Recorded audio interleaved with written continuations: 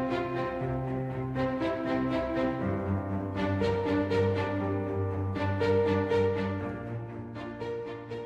cours de la dernière décennie, le Maroc s'est tourné vers l'élaboration et l'exécution d'un ensemble de stratégies permettant d'accélérer le développement du pays. De ce fait, un ensemble d'ingénieurs hautement qualifiés sont sollicités pour mener à bien cette mission, et plus particulièrement se former à l'école Mohammedia d'ingénieurs.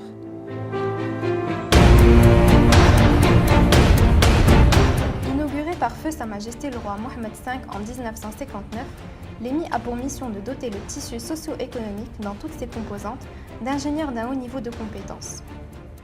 La première promotion de lauréats diplômés en 1964 comptait alors 34 ingénieurs.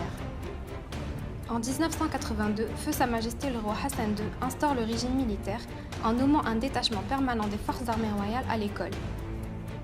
قررنا ابتداء من فاتح يناير أن نطبق على هذه المدرسة النظام العسكري كما هو العمل في بوليتكنيك، نظاما يضمن لهم حقوقهم ولكن يضمن كذلك للدولة على أنها في آخر المطاف ستجد من أموال المغاربة كلهم ما ينفع الطلبة أنفسهم المهندسين وما ينفع مجموعة المواطنين. La force de l'EMI réside particulièrement dans la qualité de la formation qu'elle propose à ses élèves.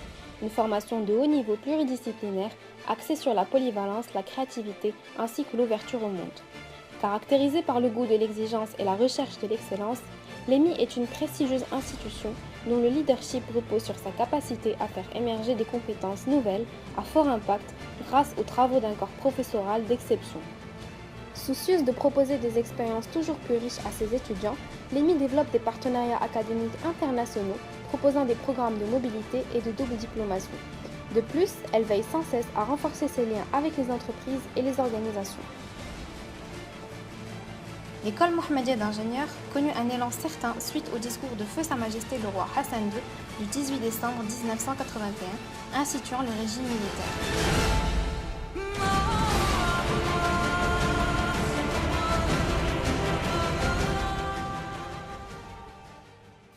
Au gré de son ouverture sur le monde, le Maroc a établi des relations de coopération avec les pays du continent africain dans divers secteurs.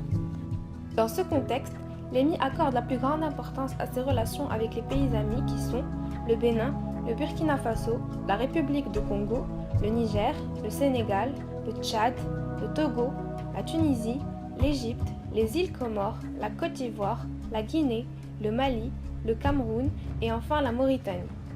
L'EMI accorde à l'élite de ces pays l'occasion de poursuivre une formation d'ingénieurs de renom.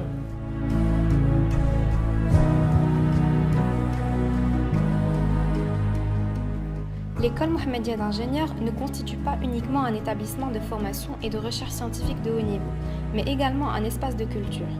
En effet, les activités parascolaires font partie intégrante du cursus ingénieur, favorisant une meilleure insertion tant sociale que professionnelle.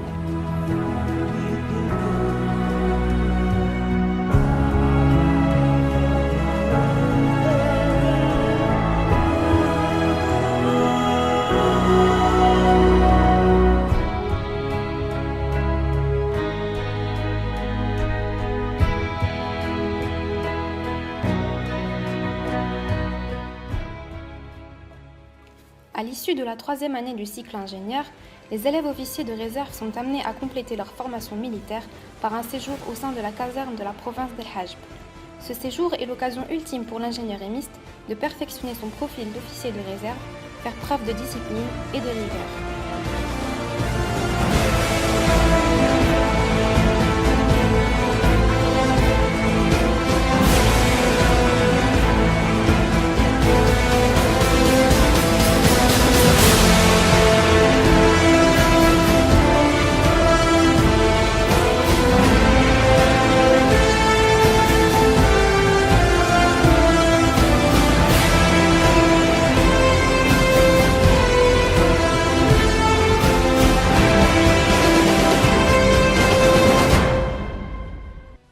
À l'instar des autres écoles militaires et paramilitaires du royaume, la formation des élèves de l'EMI s'achève par la prestation du serment de fidélité devant Sa Majesté le Roi, chef suprême et chef d'état-major général des forces armées royales.